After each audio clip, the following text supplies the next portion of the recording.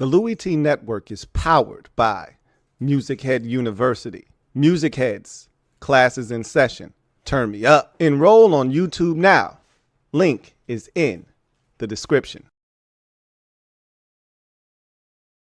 Who else could it be but me, your man, Louie T? Welcome to the Command Post Live. You know what it is. Post up. Take command. I, of course, am your Commander-in-Chief, Louie T. Thank you for joining me. Good morning.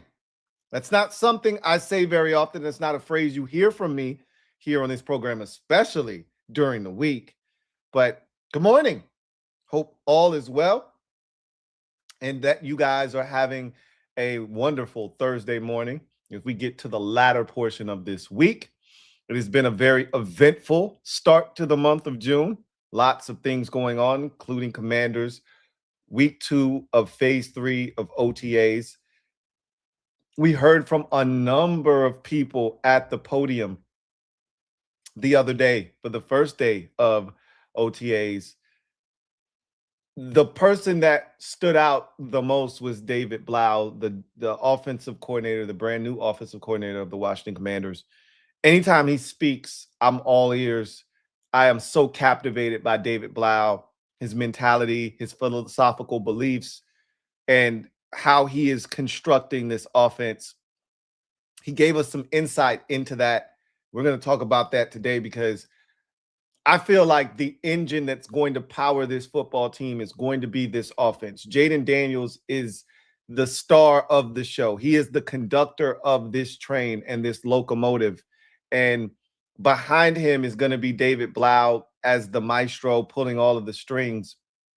And I think the offense that he is going to put together, that he is constructing right now, is going to have this be one of the best offenses in all of the National Football League. And so we're going to talk about that today. So we're going to save David Blough, David Bliggity Blough, for last. And we're going to talk about all the other guys that we heard from and what they had to say first. And I love Daron Payne. I always know if there's a Daron Payne press conference, it's going to be no more than 2 minutes and 30 seconds. There's going to be at least 1 to 2, 1 to 3 word answers. There's going to be there's going to be this, let's get this over with approach to the press conference. And when it's done, he's getting the hell out of there. There's no, all right, y'all have a good one. Y'all take care. He's out of there as fast as you can tell. He has from day one never, ever seen a microphone that he ever wanted a piece of. So he had a 1:43 press conference. Love Daron. One reporter made it his mission to ask every player about all of the happenings in the NFC East, and most of these guys could care less, could give 2 shits about what anybody else is doing, which is the right answer, by the way. But there's nothing to see with Daron Payne. I just wanted to bring it up because he's hilarious. Odafe Oweh, for the first time in this setting, we heard Odafe speak when he was first signed here. But this was the first time in an after practice setting that we heard from Odafe Oweh. And he's a pretty insightful guy, well-spoken, and he gives thoughtful answers. So they asked him about Durante Jones's defense and, what he felt about the defense. And he said he loves this defense. And we heard this before from other players, most notably Charles Omenihu, but we've heard this from multiple players. He said he loves this Durante Jones defense because it creates one-on-one matchups consistently. Guys are going to get to rush against one offensive lineman, and they just got to win. And Daffy said, I'm confident in my abilities that if you give me consistent one-on-one matchups, I'm going to win the vast majority of them. And so this defense creates opportunities for you to get one-on-one matchups. And if you can win that matchup, you're going to have a chance to get to the quarterback, right? or be disruptive in the backfield in some way, shape, or form. He then talked about dealing with expectations. I thought this was a great question because with a 4-year, $100 million contract, essentially, I think it was 4 years, 96, but we'll just round it up to 100. With that kind of contract comes great expectation, as a wise man once said. With great power comes great responsibility. With a massive contract comes massive expectations. And he basically said, I put a lot of pressure on myself to perform at a high level. I'm not worried about any outside noise, any perception, or any undue pressure that anybody else is trying to put on me. I put enough pressure on myself to be the best version of me. So I'm just going to go out and play. He's like, I'm not always going to be perfect. There's going to be, good days. There's going to be bad days. I just got to stay consistent throughout all of it. And I think that's such a great message, because so often we see these players ride the emotional roller coaster. And, DQ always said, you don't ride the roller coaster. That's easier said than done. As a human being, think about yourself and think about the daily task and the nuances of a day for you, right? And you think about the wave of emotions you go through in a day, in a week, in a month, in a year, etc., and all the things that happen. It's hard to stay even, right? It's hard to not ride that emotion of, the things that are going on in your life. And throughout the course of a season, you're going to have a 3-game stretch where you're unproductive. Hell, Odafe, his first 5 games last year when he was with the Ravens, he did nothing. Matter of fact, it was the first 7 games, I believe. He did nothing. He had no sacks. It's part of the reason I believe the Ravens traded him.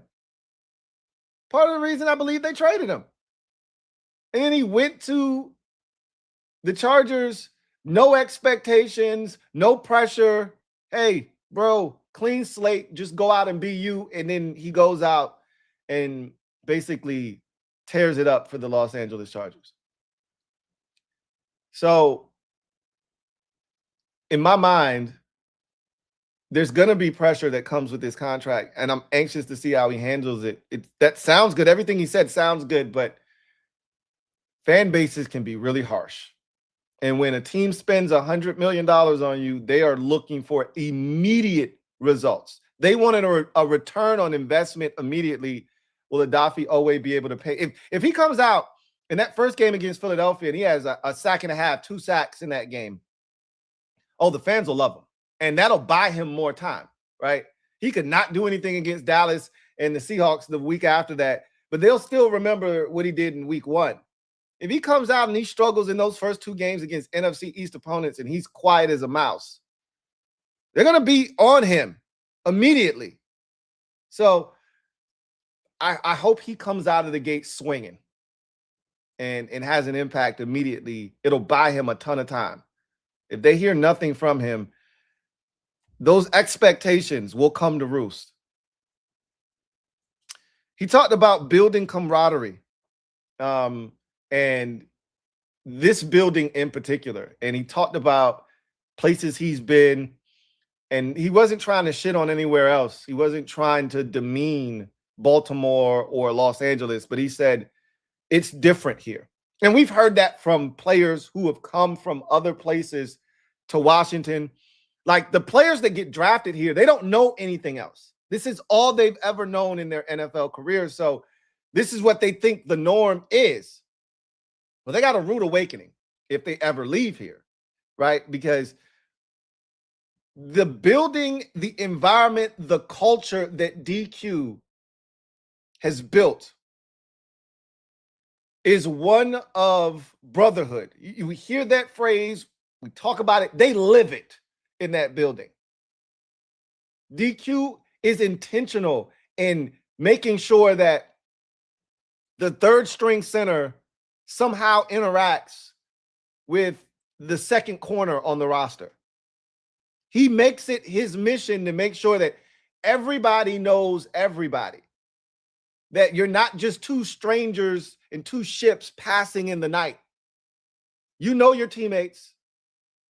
You know who guys are outside of football, and that there's a love and a respect for one another before we even hit the field. And Adafiowe was like, it ain't like that everywhere else. He's like, it's a true brotherhood in this locker room. And he's like, we're building relationships now that when we get to November, we get to December, you're going to lay it all out on the line for this guy because you know him. You know who he is as a person. And he's going to have your back too. And that's important. The best teams have camaraderie. There's a love for one another. He was asked, I talked about Deron Payne being asked a question, and one reporter was going out of his way to ask everybody about the moves made in the NFC East, most notably the A.J. Brown trade. But a lot has been going on in the division with the Giants, obviously signing Odell Beckham Jr. and all that stuff. And the Jackson Darts, situation, there's a lot going on. And players was like, I don't give a shit about none of that, bro. Like half these players don't even know what he's talking about. Josh Connolly Jr. looked at him like, what? And then he had to repeat it. And Josh Connolly was still looking at him like, bro, what the hell are you asking me right now? He's like, I don't know nothing about what the hell you talking about, bro. If it ain't about us, I don't give a shit. Sometimes these reporters, I don't know, man. They got to understand, and I'm trying to convey this, and I've said this a multitude of times. These players are not fans. Most of these guys don't give a shit. Like, we got to stop acting like football isn't a job. It is a job. For the vast majority of these players, football is something they do. It is not their life. For some of these guys, football is everything. Like a Ruben Bain type, where he said, I don't have anything else. This is all I do. This is all I am. Football is me, right? There's guys that's football defines them. Like Chase Young told us, football don't define me, right? Most guys live their life that way. And that's fine, because guess what? The job that you do, that shit doesn't define you. You don't take that shit home if you don't have to. You compartmentalize. When you're at work, you're at work. When you're at home, you're at home. And you're not going home and watching YouTube videos of how to cold call and, be better at cold calling and getting, people to, buy the product. Or you're not going home and doing more to try to be better at your job if you don't have to. Or just leisurely doing it. Right? Like, hey, I just love my work so much. I just want to do more of it or see more of it. No, that's not what you're doing. When work is over, work is over. And while football is fun for these guys, it's something they've been playing for a very long time. It's work. When they show up to the building, it's work. So when they leave, they don't want to do more work. So you think they're locked into what the Giants got going on or what the Eagles have going on? No, I don't care about those teams. They're not us. And I wouldn't have it any other way. I always tell y'all, when we start talking about wins and losses and stacking up bricks in the left-hand column, I always say, hey, let's just take care of us. I always tell y'all this. Same thing. It always applies. It never gets old. Let's just worry about us. We take care of us and everything will take care of itself. When you start, I always tell my son's playing football right now and they're conditioning right now. And one of the things I realize little kids love to do when they are pitted against someone else is they like to look over. Like if there's a race, they want to look over and see where the other guy is. Don't do that. I'm telling my son, don't look over there. Don't worry about where he is. You worry about where you're at. Keep your head focused on the prize, which is the finish line. You just keep running, you're going to beat that guy. You keep looking over, it's going to slow you down. Just run, right? Keep your head forward and eyes on the prize. right? That's how a lot of these guys are wired. Like tunnel vision, it's all about us. And that's the way it should be. When you start worrying about what somebody else is doing, it affects what you are doing. So he was like, bro, don't ask me about nobody else in the division. I don't give a shit. He literally was like, I don't give a damn about what anybody else got going on. If it ain't us, I don't give a shit. He was asked to describe his play style. And he talked about a flow state. Like he's like, it's hard for me to explain, but when I'm out on the field, I'm in a flow state. I'm just getting after it. But he's like, I'm gonna play hard. I'm gonna be aggressive. I'm gonna use my length to my advantage, and you know, I'm gonna give this organization and this fan base everything I've got. I love this from him.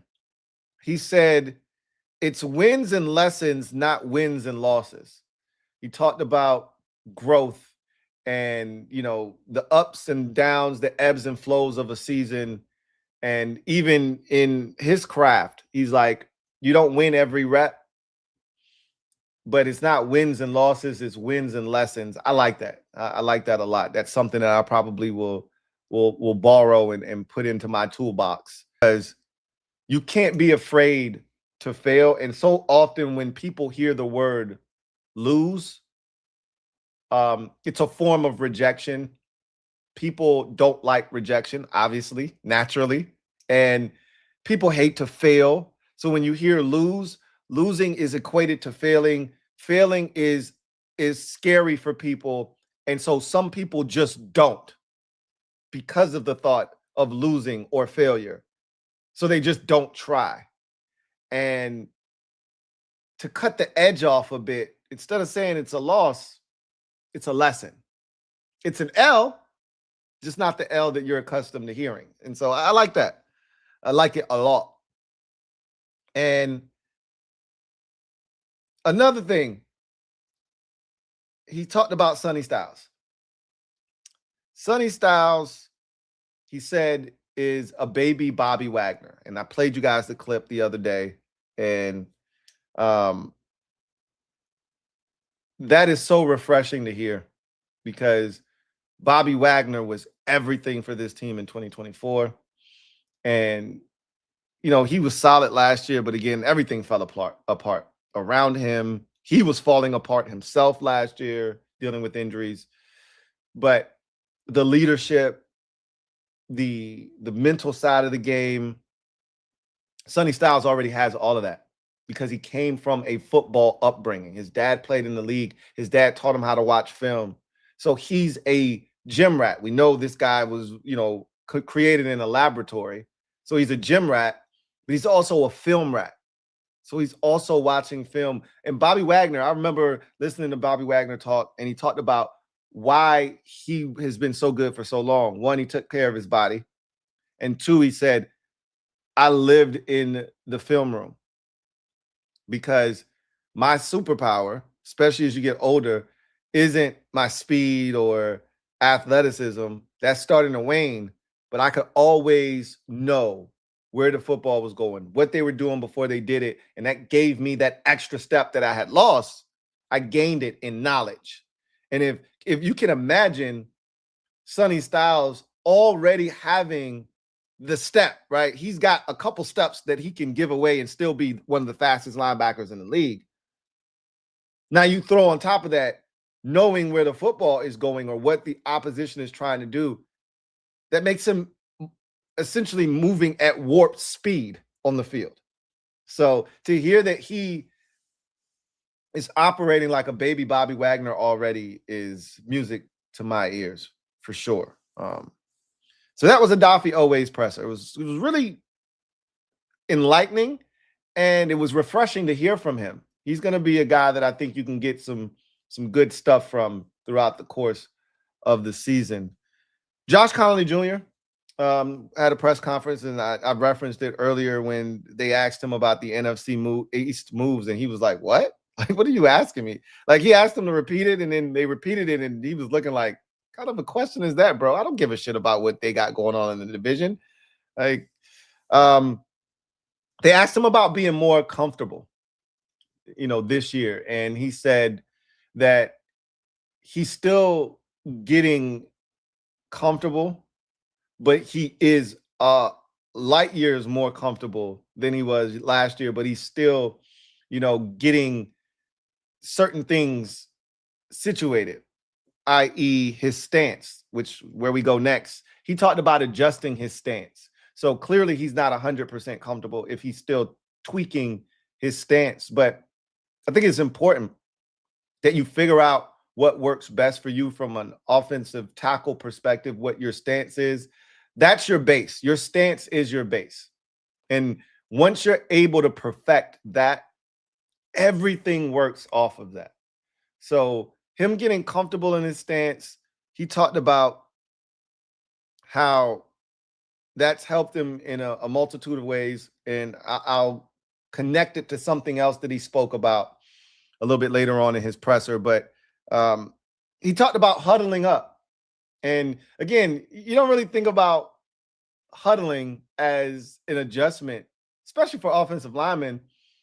But Josh Connolly Jr. was like, bro, I've never really been in a huddle before. Like in high school, yeah, but he's like, we weren't in a huddle at Oregon. Looked over to the sideline. You got the play call from, the various cards that were being held up, and we went tempo, tempo, tempo. I get here, and it's pretty much the same thing. It's tempo, tempo, tempo. We're not really huddling. So he's like, it's an adjustment. I got to listen to the call, get the part of the call that is, imperative for the offensive line. And generally, when you do a play call, the offensive line's portion is at the very end of the play call. So they have to stay there to the very bitter end. You have to listen to everything. And he's like, it's a bit of an adjustment, but it's also a lot easier from a wind standpoint. Like when you're going no huddle and you're 315 pounds, that shit is tough on you, man. And so he's like, this is nothing. Like I actually get to catch my breath in the huddle. So there's pros and cons to it, but it is an adjustment for him, to say the least. He talked about this offensive line being extremely athletic and how this offense kind of fits his skill set because he's an athletic offensive lineman that wants to get out in space. And he's like, this offense is going to allow us to do exactly that. So he talked about that. He talked about his body transformation. Remember, we talked about this, a little bit earlier in the offseason about, man, Josh Connolly Jr. looks different. I had a video that I think it was from phase 2. And the quote that I gave you guys from someone was, it's a night and day difference between last year and this year with Josh Connolly Jr., right? And from a body standpoint, from, the way he looks. And he said that he finished the season a little bit heavier last year than, he wanted to. And he said it was a big emphasis for him to not necessarily lose weight because he's like, I weigh pretty much what I weighed last year.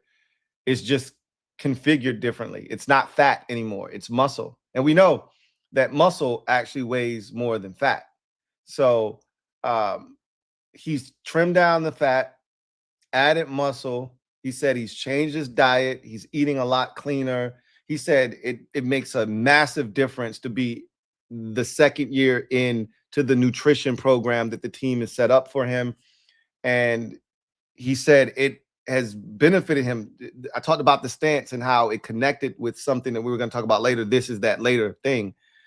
He said that correcting his stance or adjusting his stance coupled with his body transformation has led to him being able to sit on the bull rush a lot better. Meaning, remember, we talked about the biggest adjustment that Josh Connolly Jr. was going to have to make fresh out of college was strength-wise, he wasn't where he needed to be, and he wasn't going to be in his rookie season. We knew that. That's where he was going to be kind of lagging behind. He struggled with the bull rush, especially early last year. He's like, I definitely feel the difference of me, sitting down, sinking, my hips and dropping that anchor down, on the bull rush. Guys aren't bullying me back into the quarterback's lap anymore. So he said, I can feel the difference there. He then talked about working with Laremy Tunsil and O-line coach Darnell Stapleton. And we cannot understate the importance of Laremy Tunsil here with Josh Conley Jr. in particular. Part of what Adam Peters gave up to get Laremy Tunsil, and we heard all of this nonsense about him not being a great teammate, this, that, and the third. He's not a leader. Not necessarily a great teammate, but he's not a leader. And everybody leads differently. Some guys lead by example. Some guys are vocal leaders. Laremy Tunsil is not a vocal leader, but he is a guy that leads by example. And he's been adamant that anybody that wants to come down to Alabama and work out with me, you got the invitation. And he has taken Josh Conley Jr. under his wing. And for all of those picks that we gave up, for the money that they just spent on Laremy Tunsil, every single asset that was divulged, that was spent, that was invested into Laremy Tunsil is worth it, because not only are we getting a Pro Bowl, all-pro caliber left tackle, which is vital and essential to being successful, you're also getting his mentorship for a young, impressionable right tackle that we think has an extremely bright future. And he said, I worked out with Laremy earlier this offseason, went down to Alabama, got some work in with him. And he's like, after this is all over, I'm going back down there and I'm working with Laremy again. You got to love that shit, man. That's that brotherhood shit that we're talking about. You got to love this. And then he talked about offensive line coach Darnell Stapleton, who, remember, last year was an assistant offensive line coach. He said, when I was a rookie last year, Coach Stapleton sat next to me in the meetings every single day. So we already had a relationship that was like this because he was my guy last year. So now that he's the offensive line coach, it's up. It's only up from here. That's my guy. So we communicate all the time. And so I like where Josh Conley Jr. is trending. Remember, I talked about this on a video probably 2 weeks or so ago about how one of the things that I don't think we talked about enough last year, we were so fixated on the rookies, and we were so fixated on, Joe Witt Jr. not doing a good job, and, the up and down nature of Cliff and all the injuries. Something that kind of went under the radar was the fact that those second-year guys did not take a leap last year. Most of them either regressed or kind of flatlined, right? There was no incline. It was either decline or flatline. And the only guy that you probably could say got better last year was Luke McCaffrey. Everybody else felt like they took a step back. Even last year, while he played more and he was able to stay healthy, Jordan McGee really didn't have an impact. So Josh Conley Jr. going up and having an incline in productivity this year is huge, because we didn't get that last year. That was part of the reason we weren't successful last year, is those second-year guys didn't take that sophomore leap. We need Josh Conley Jr. and Trey Amos and Jalen Lane and Bill to take that leap. Whether Kay Madrano is here or not is irrelevant, but those other four guys are going to be here. They are going to be contributors, and we need them to take that next step. And it feels like Connerly is heading in that direction. We heard from Terry McLaurin, one of our favorite guys to hear from as a player. You're going to get thoughtful answers. Him and Tressway are probably the two guys. But most people don't give a shit what Tressway has to say. But if you actually watch a Tressway press conference, you're gonna get incredible answers, and I feel the same way about Terry. I feel another guy is Jeremy Reeves. You're going to get incredible answers when he speaks as well. But Terry was very introspective in this particular press conference, which makes this a little bit different. He's always introspective, but last year was such a tough year. It was probably the most adversity he's ever faced in his NFL career. And he was willing to share some of his thoughts on last year. You know, a lot of guys, when they have a year like Terry did last year, and you're partly to blame for that. It's easy when you get injured. Well, that's out of my control. But the whole contractual situation, Terry was a part of that. That didn't go well, and Terry was a part of that. He had a hand in that. And he was willing to admit that. It's a lot harder to admit that. And a lot of times when guys are, asked about something like that they were responsible for, they just hit you with that was last year. I've moved on. I learned a lot from that, but I'm focused on this year because they don't want to talk about it. But Terry didn't do that. He could have done that, and he didn't do that, right? So he talked about last year versus this year, and this was more so a conversation about his health. And Terry's in tremendous shape. I know you guys have seen it. Like Terry, I told you guys that he's got a chip on his shoulder because these players hear everything. They see everything. They try to act as if they don't. Like, hey, I don't really read the media. I don't listen to television. Yes, you do. You see all that shit. These guys are young. They're on social media. They see shit. And if they don't see it, and if they're not on social media, somebody that they're close to is, and they see the shit and they bring it to their doorstep. But trust me, they hear it, they see it, and Terry felt it. He felt it, So he was like, last year was, different because he wasn't there at this time last year, right? He had already started his holdout.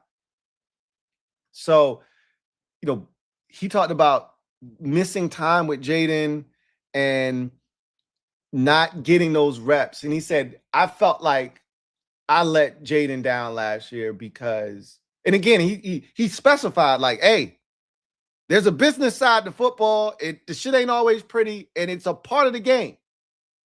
And I did what I had to do so that I could be sitting here talking to you right now as a commander. I did what I had to do.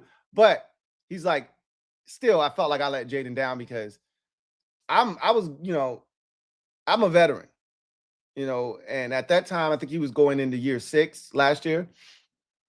I think this is year 7 for him. And he was like, Jaden was going into year 2 and he needed me, and we needed those reps, and I wasn't there to get them. And so he said, this year is totally different. We're getting so many reps. We're getting so much work in.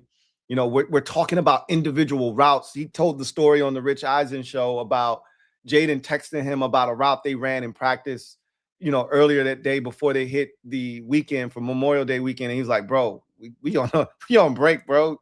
Like, you can hit me up about that shit after all of this shit is over with.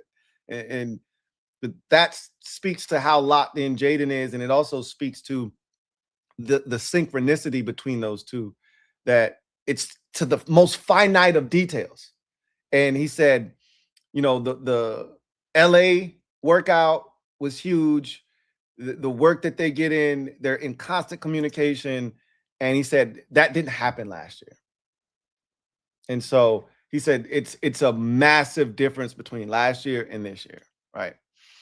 He talked about the new offensive scheme with David Blough, and he went into some details. Again, he was very introspective, very forthcoming with information. And he's like, I'm not shitting on Cliff's offense. He said, I did some great things in that offense, especially in 2024. When he was finally recognized for his talents by being a second team All-Pro. So he's like, I can't shit on Cliff's offense. That's success in it. But this offense is going to allow me to do the things that I feel like are conducive to me being the best version of myself, which is move around. Like, we're going to talk about David Blough's press conference here in a little bit. And one of the things that David Blough talked about was moving Terry around. As a matter of fact, one of the first questions he answered in his press conference was Terry's usage. How are they going to feature him? How are you going, the question was phrased, how are you going to make Terry better? And Terry talked about how this offense is going to make him better. He basically said, like, look, man, Blough is moving me around. You know, I'm getting from here to there. And, you know, he talked about the stems of routes and how everything looks the same. And then it's not, right?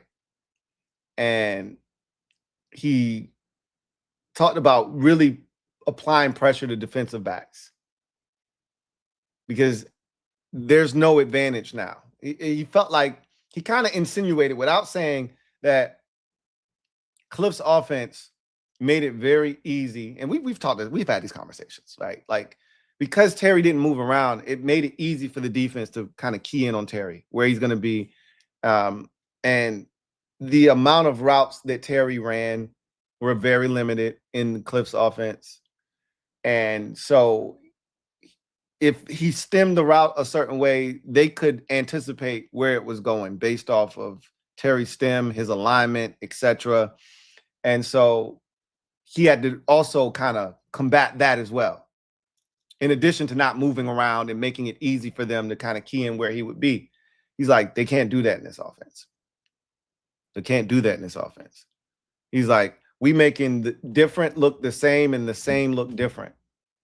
We might be running the exact same concept that we already ran 3 times in this game, but this is the 4th different formation you've seen it in. And it's the same damn shit. We in a different alignment, but we shift or we motion to get to the same damn look, and we running the same concept because they ain't stopped it yet. And that's what Sean McVay does better than anybody else in the league. Sean McVay will run the same play out of 3 different formations, 3 different looks, same shit. He'll motion Puka Nacua to get to it. One time they'll just line up and run it. He'll motion Puka Nacua. They'll start out in a bunch, motion Puka Nacua away from the bunch to get to that same look. Or they'll start in, twins, and then you motion one guy away, and now Puka's by himself, which is the same way it was when they were in a bunch, and then Puka motioned away from the bunch, right? And it's just different ways to get to the same shit, bro. Same concept. And so Terry's like, I love this. He talked about his leadership and the buy-in from everyone. He said that he feels Jaden's leadership this year. And Jaden talked about taking on a greater leadership role. Even if Jaden didn't want to, it's not optional. As a 3rd-year pro now, with no more Zach Ertz and no more Bobby Wagner, you got the juice now. They gave you the baton, right? They gave you all the game that they had for 2 years, and now it's your time to be the leader. Terry talked about his role in the locker room and the leadership that he's going to show. And we know Terry is a leader. He's been a leader here for a very long time. So I expect nothing less from Terry. Guys, when Terry speaks, guys look up to Terry. When he speaks, they listen, So we know Terry, the leader, exists and is going to continue to exist. And we talked about the different types of leadership styles. Jaden's going to be more of a lead by example guy. I think his voice is going to have to resonate a little bit more, and I think he realizes that. But Terry's the vocal leader. That's the guy that is going to get up in front of the team and give the speech. That's the guy that, if it's a game ball for DQ, he's going to be the guy that, hey, everybody, hold on, wait one second. One more game ball to give out. That's going to be Terry, right? That's not going to be Jaden. You know what I'm saying? They're going to have different leadership styles. And he talked about that. He talked about the buy-in. And I think this is very important. And we've seen this, or at least heard this from multiple guys. Javon Kinlaw talked about the buy-in, right? Adafiowe talked about the buy-in. We've heard several guys, Charles Amena, who talked about the buy-in. The buy-in is so important because if you don't believe in what your coaching staff is preaching, and we saw this, they didn't believe in Eric Bieniemy. After a while, they started to question what they were doing, and the shit fell apart. They didn't believe in what Joe Witt Jr. was doing last year, and you saw it. Marshawn Lattimore questioned Joe Witt Jr.'s scheme in week 2 after a loss against the Green Bay Packers. If there's not buy-in, the shit is going to fall apart at the seams. Because then guys start questioning, what are we doing, bro? When Sam Cosmi said after a loss, we'd really like to run the football. Right? We throw the ball a lot. And as an offensive lineman, you don't want to drop back and absorb punishment on every single play, because when you are pass protecting, you're absorbing contact. When you run block, you're dishing it out. You're giving out punishment. That's why offensive linemen love running the football. And you got guys calling out your play caller after games, Terry talking about, I'm running cardio. There's no buy-in, right? You got to have everyone all in, and that's what you got. When you get everybody showing up to OTAs like they did the first week of phase 3, that's buy-in. When you get basically 100%. Kyle Shanahan of the San Francisco 49ers just canceled mandatory minicamp for the San Francisco 49ers because they had 100% attendance for all of their OTAs. So he canceled their mandatory minicamp as a way to show gratitude for the 100% buy-in.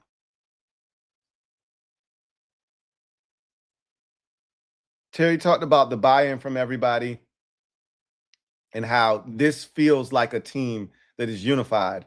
And he said, last year did something to us. As it should. As it should have. He's like, if last year didn't do something to you, if you were here for last year and that shit didn't change the way you approach this year, I got nothing for you.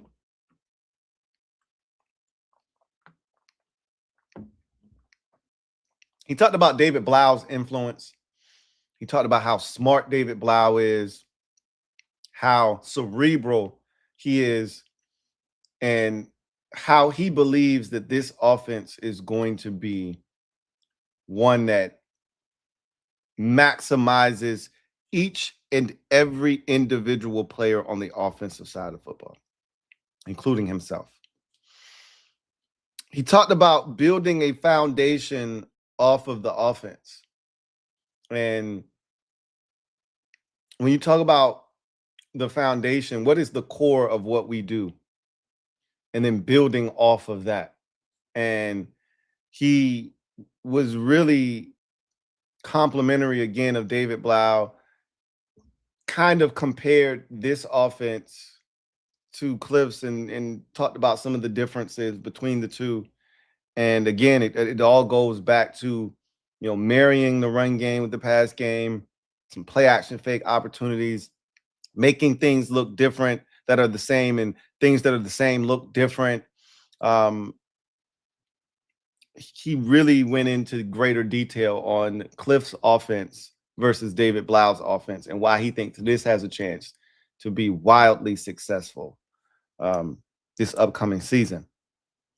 Then he got into some really deep stuff. He talked about missing time last year. And, he talked about it probably, he can't say it for certain, but he was like, it probably had something to do with me getting injured, not being here. He's like, I've never been through anything like that before. Obviously, he hasn't. He had been through a contract negotiation before, but it hadn't gotten to that extent, right? Remember, he left OTAs before or didn't participate before when he got his first contract here, or second one, but he didn't have to extend it out to the summertime, right? So it was different. He said it taught him a lot. He learned a lot in that situation, but he also, and he said, I had a lot going on personally in my life. He got married last year. So there was a lot going on, and it all kind of just made for a very disjointed year last year. In his personal life, it was great, but his professional life and his personal life weren't aligning the way that he had intended it to. And he said it used to be when things would happen like that, why is this happening to me? Type of thing. And then he started saying, he's like, I learned that's an opportunity for growth. It's not just adversity and why is this happening to me and woe is me. It's okay. I see what just happened. I learned the lesson from this, and I grow from it. And I become a better, person, better version of myself because of it. So it was, Terry kind of being very introspective and looking back at last year and all the things that happened and why they happened and how they happened, etc. Then he talked about the wide receiver room and Chig Okonkwo.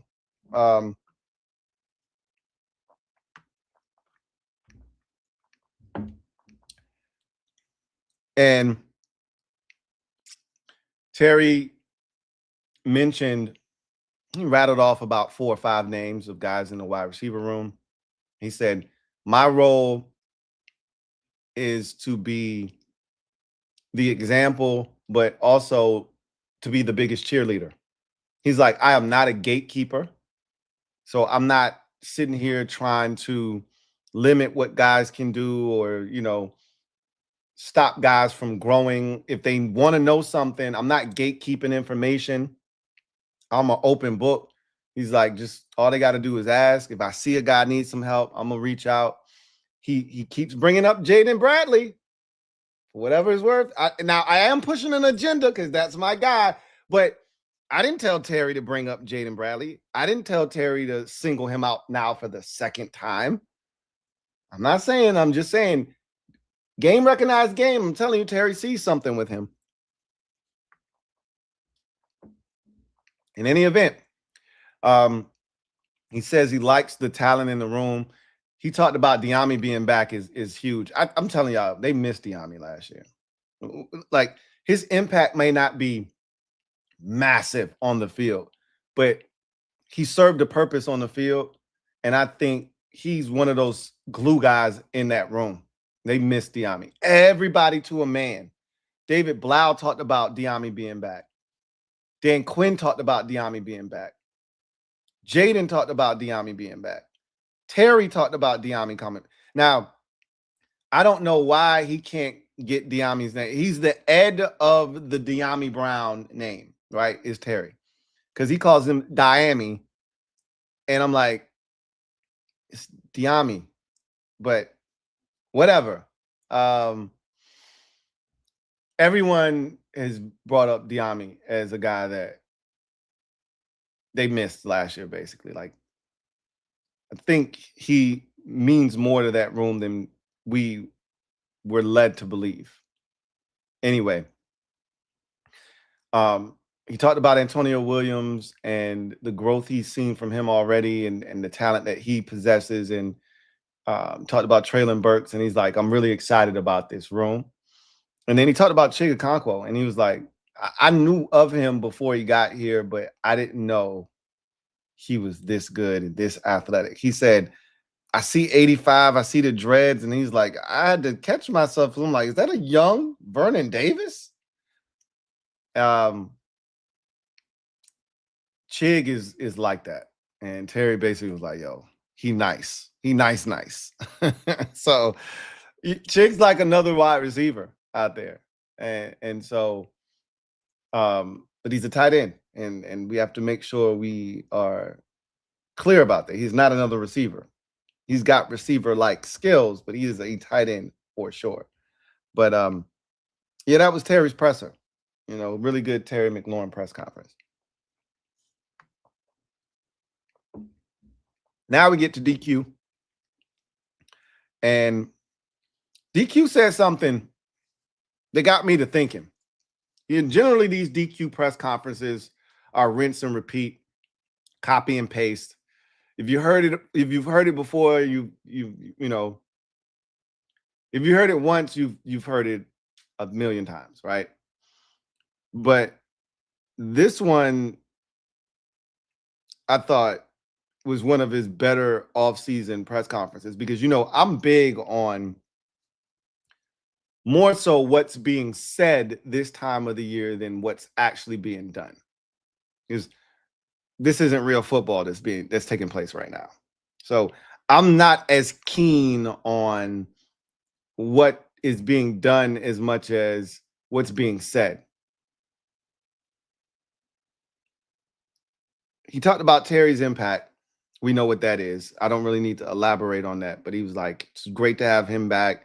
He's such a leader in that locker room. He sets the tone, and Terry has been everything and then some this offseason, almost like he's making up for lost time from last year, basically. He then talked about the wide receiver room, did Dan Quinn. And he's like, yeah, we love the variety in the room. Feel like we got a really strong wide receiver room, and we love the growth of guys like Jalen Lane and Luke McCaffrey. So he highlighted some of the young guys and the growth, and then obviously Antonio Williams and what he's going to bring to the table. This was, I thought, the most interesting thing that he said. And I don't know how to take this. And this was almost a part of the title of this video, but I really want to talk about David Blough. This is really going to be heavy on David Blough when we get to him. But somebody said this. I remember somebody saying this a while back, and I kind of wagged the finger at him and was like, bro, you're tripping. Bills are starting running back. Somebody was like, doesn't matter anyway. Bill's not going to be our starting running back. Going to be Rachaad White. I'm like, Rachaad White ain't starting. This is Bill's job. Unless Bill F's it up over the summertime, this is Bill's job. Then DQ said about Bill, we can't wait to see Bill in the pass game, which I said last year, I feel like Bill, you can throw it to him out of the backfield. I feel like Bill can be a pass catcher. He showed us that last year, that he can catch it out of the backfield.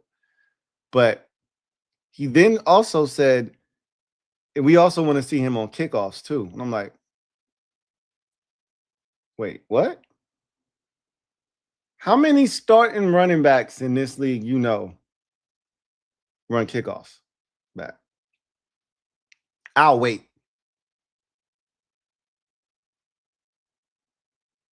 Now, this could be just some off-season bullshit, because if Bill ends up not being the guy, like, let's say Bill can't hold on to the ball or whatever, like, because if he's fumbling at the running back position, I don't want to put him back there on kickoffs if he's fumbling. That's counterproductive. Like, that's counterintuitive. That doesn't make a lot of sense. But let's just say they're actually having competition, and DQ always talks about competition. Let's just say competition is actually being had. And Rachaad White is just better right now. He's just better. Better grasp of the offense. You don't have to take him off the field if you don't want to. He can pass protect. He can catch it. He's being more decisive as a runner. He's maximizing these runs. Let's just say they feel more confident that at the beginning of the season, Rachaad White gives them the best value at the running back position. And so he's going to get the bulk of the carries. Well, then you might want to say, all right, well, how do we maximize Bill? Put him on kickoffs. Get him some more touches.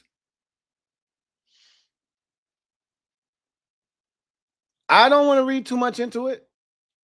I think I'm overthinking this. I think this is just some off-season shit. This is what you do this time of the year. You just try everything. They got like 50 guys fielding punts and kickoffs right now. Luke McCaffrey ain't running back no punts, man. They got him back there. So I think I might be reading too much into it, but to hear him talk about Bill on kickoffs as a return man, I'm like, how many starting running backs running back kickoffs? We had Eckler back there returning kickoffs for us in 2024. He wasn't the starter, though. That was Brian Keith Robinson as the starting running back.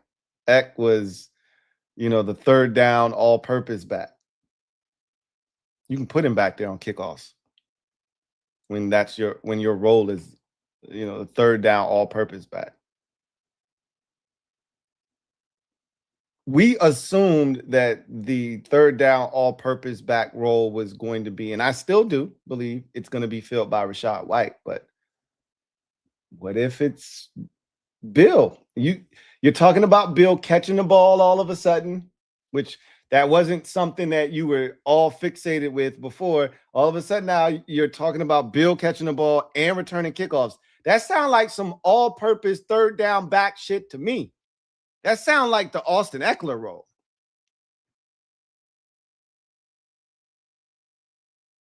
They might actually love Fat Man Scoop. I'm not saying. I'm just saying it's something to keep an eye on. I still think this is Bill's job. I still believe he's your first down back, second down back, and I still think he's your bell cow for now. But I don't know. I don't know, Jim.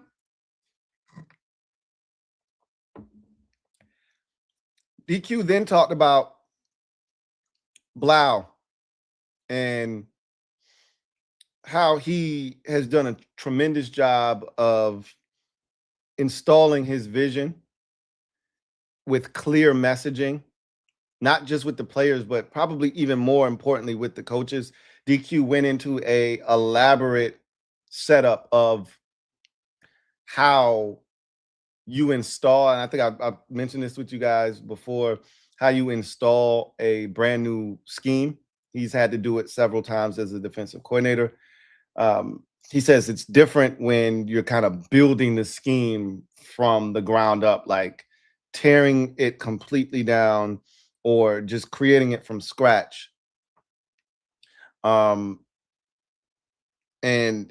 how important it is for you to then convey what your scheme is to the coaching staff, because they're the ones that are going to be coaching the players individually. You're not in every room.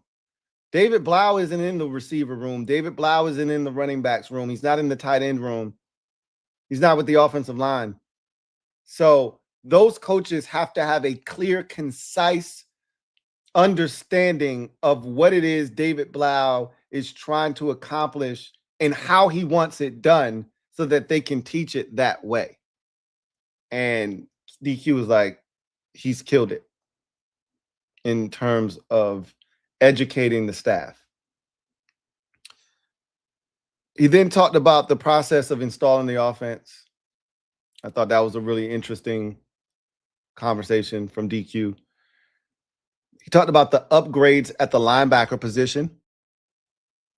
And he talked about the position getting faster, stronger, and having more length at the position.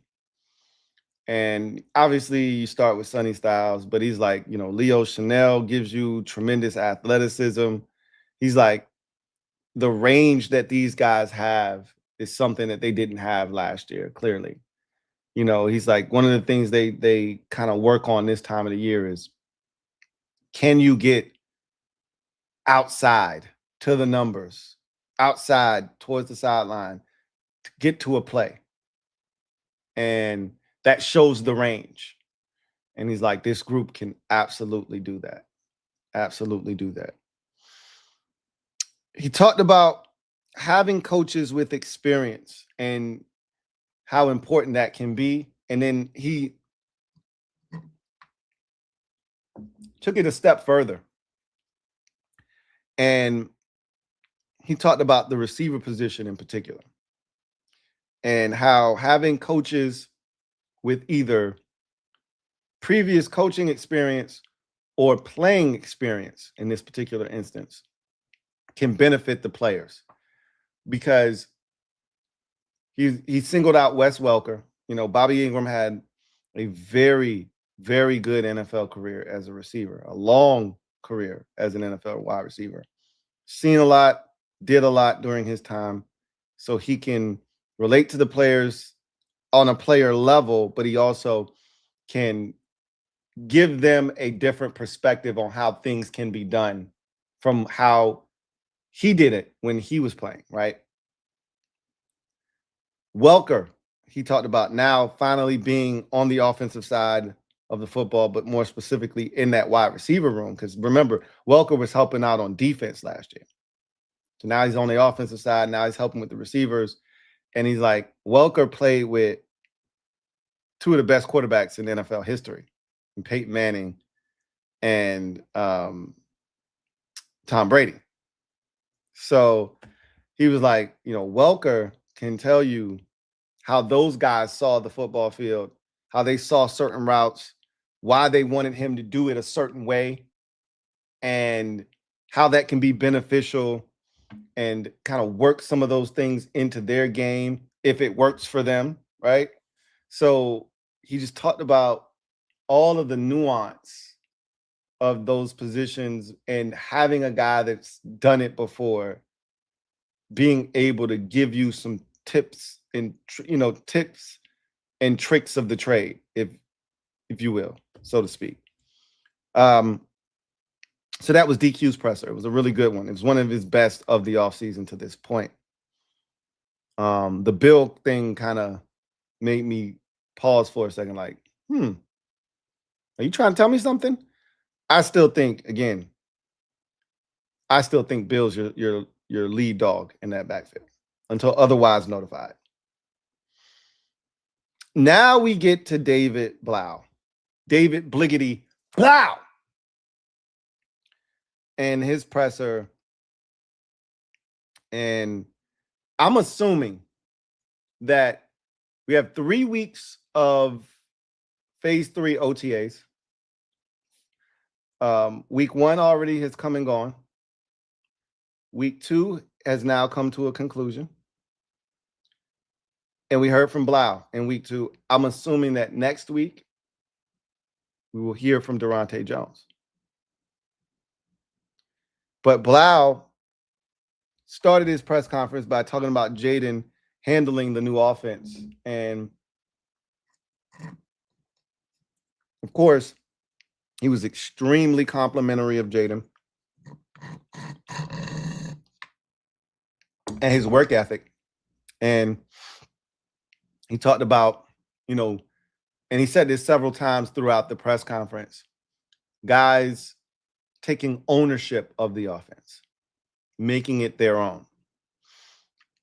And he said he's been super impressed with Jaden's ability to take ownership of the offense, to kind of lean into everything that's new. He said there's a lot of things that Jaden, either had done but not a lot of, or hadn't done at all.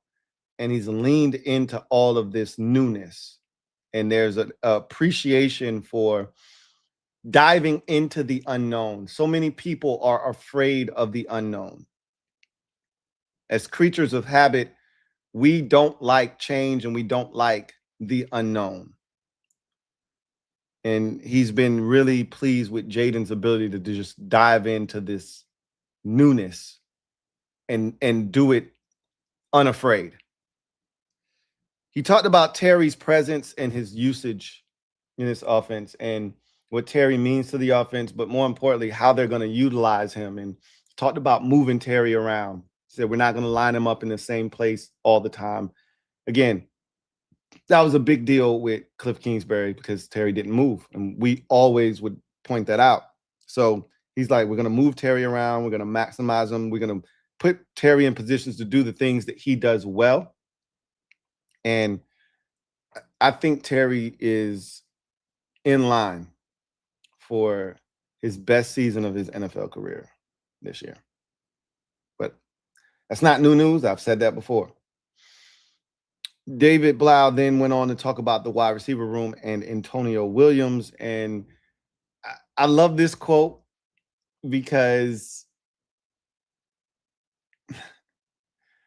it took me back to the hiring process when we wanted Ben Johnson.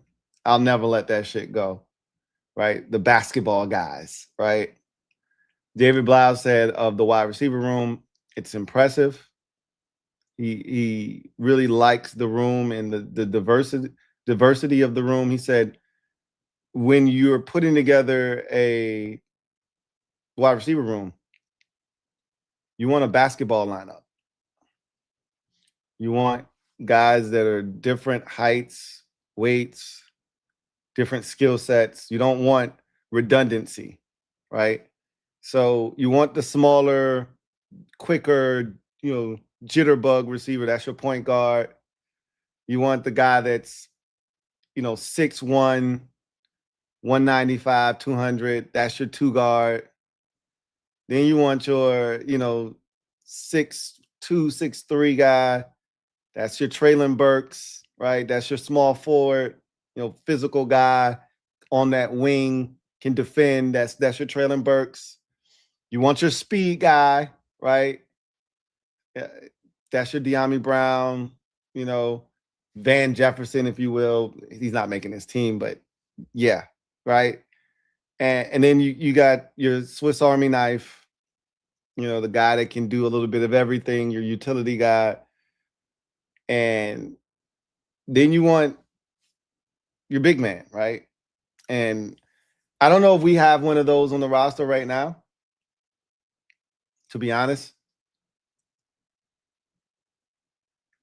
But I think Jaden Bradley could be that down the road.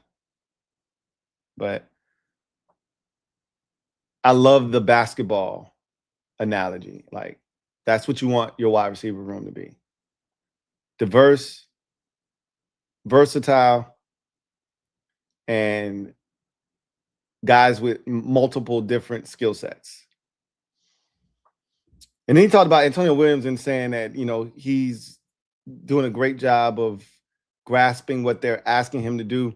DQ said that, and just to go back to Dan Quinn for a second on Antonio Williams, he said that they've primarily used him in the slot thus far.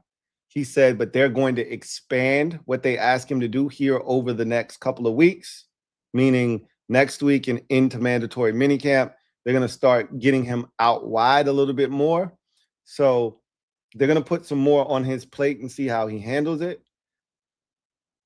I think it is imperative that he learn as much of the offense as he can, because if they're going to move Terry around and Antonio Williams is going to be on the field, that's going to adjust his role as well, you would think. So think it is important for him to, know the position. They may not ask him to do that, but it's important for him to know what those positions entail.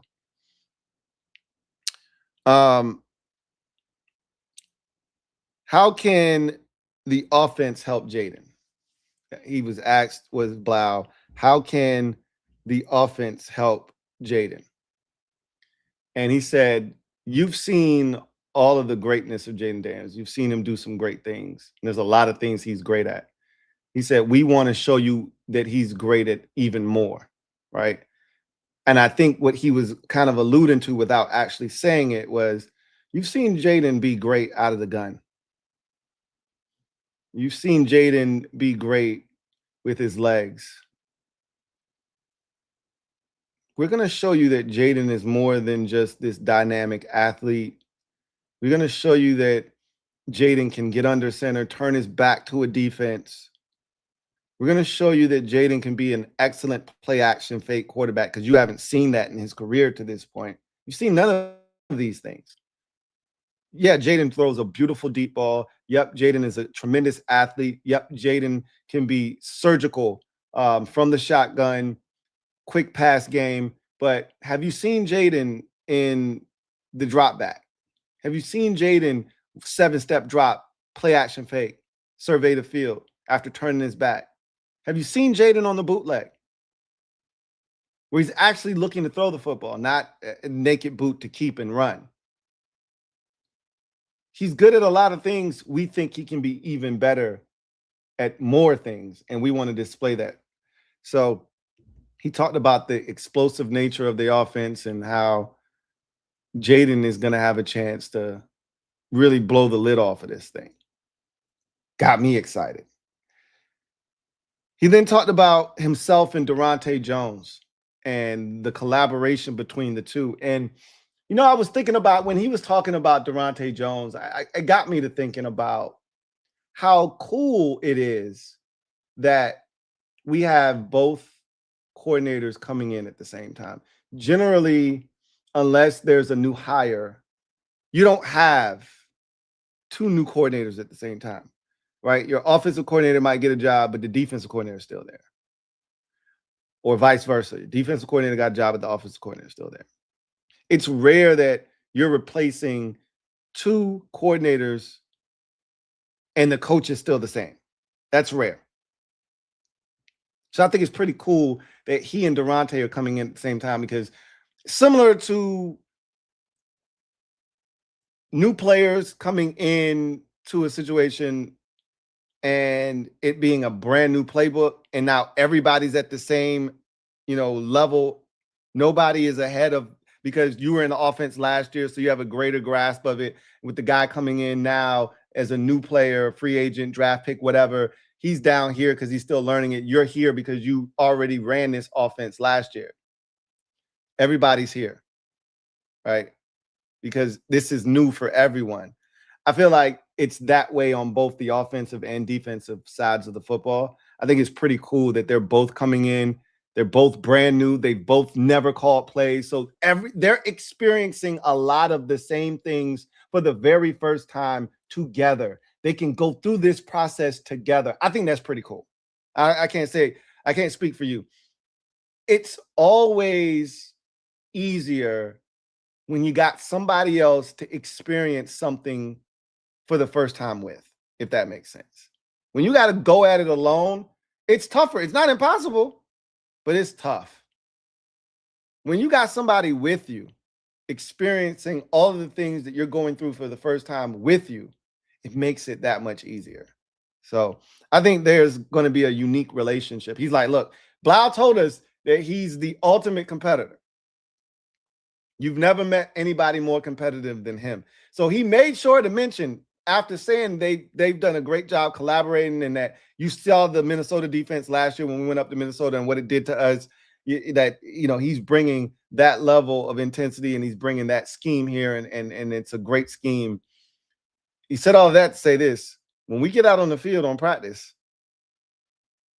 it's us against them and we trying to win. Like, we competing. He made sure to make mention of that. So Blough is definitely a competitive guy for sure. He talked about Chig Okonkwo, and he was like, yo, Chig is like that. Like, again, similar to what Terry said, like, I knew he was good from afar, but seeing him up close and personal really changes the way you view Chig. Like, oh, wow. Like, Blough's like, yeah, he's going to have a chance to be fully unlocked in this offense. And he's going to allow me to do some really special things. And then he, of course, he expanded that conversation to the entire tight end room and talked about John Bates and, all of that good stuff. So probably it was two things that he said that stood out to me. This was the first. He talked about the building of the Blough offense. And this was the part that I edge of my seat. I'm taking notes. I'm locked in. He talked about the construction and deconstruction of the offense. So he said the construction of the offense began in January, right after the season was done. I don't think he knew he was getting the gig, but I think he knew change was coming. And I think he started to prepare because remember, Detroit was interested and they were going to give him the job in Detroit.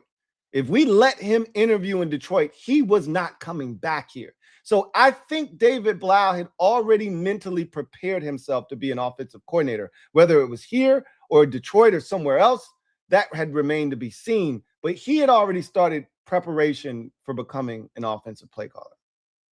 So he said he had already started, going through the archives of places he had been, things he had seen, things that he had stored away. And when I get a chance to be a coordinator, I'm definitely going to utilize this, and this.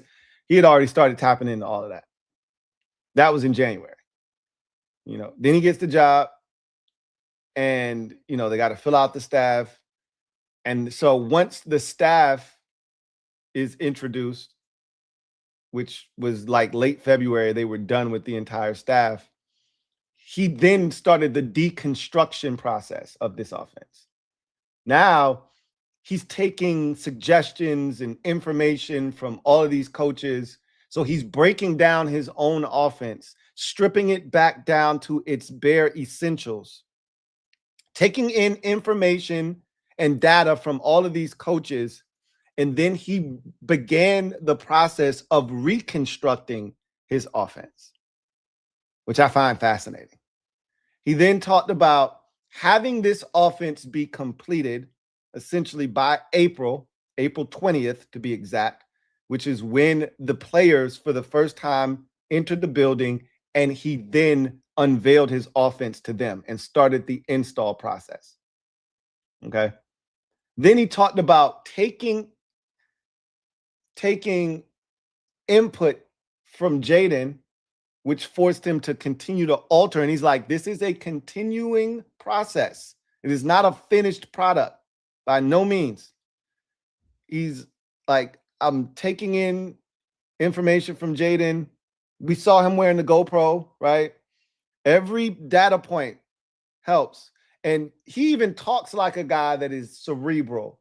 Towards the end of the press conference, I can't think of the phrase he used, but it was a phrase that you don't hear people say on the regular. It's a guy that his brain works different. And I went, okay, you're wired differently. And he used that word. I just can't think of the phrase right now.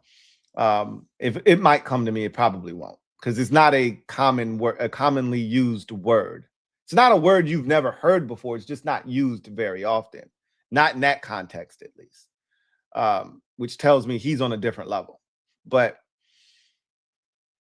he talked about Jaden's input and how it's a continued process, and he's still taking in information to shape and mold this offense. Obviously, there's going to be things that Jaden likes, things that he doesn't like, and they're going to continue to shave this offense into a digestible form that they can go into the season with and game plan around and build off of that, right? He's a mastermind, bro. David Blough is wired for this shit. And I'm telling you right now, eventually, and I know I do this all the time. I did this with Cliff. I did it with Scott Turner. I do this all the time. When a guy, has some talent as an offensive play caller, you start thinking about the future. I don't want to jump any guns because we've done this before. We did it with Eric Bieniemy. Like I said, I did it with Scott Turner. I did it with Cliff, and none of those guys ended up being excellent play callers, nor getting a head coaching job somewhere else. So I don't want to do that with David Blough yet. I need to see it first. But he's not like the rest. He's not like Scott Turner. And I'm going to tell you why here in a second, because he said something that Scott Turner, you know exactly what I'm going to say, because I used to say this all the time, that Scott Turner, he just failed to understand the magnitude of this thing, and it was his ultimate undoing, I believe, right? He just wasn't aware, right? He just was somewhat, Scott Turner was somewhat aloof.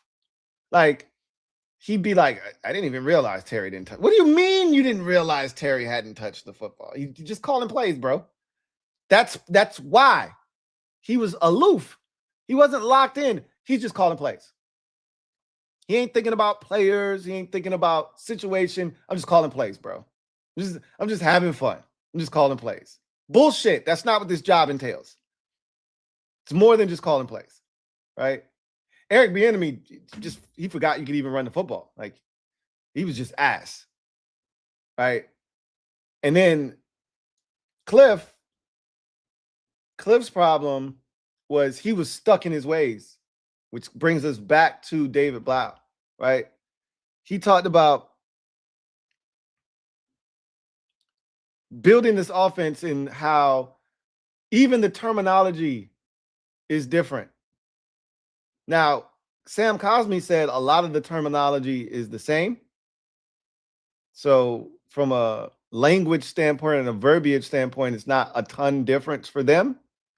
But David Blough was like, so often in the NFL, you get these play calls and you're like, well, why do we call it this? And he's like, that's what we've always called it. So it's just like you just pass it down from one generation to the next, or one group to the next group to the next, because that's what we've always called it. And he's like, we ain't doing that shit, bro.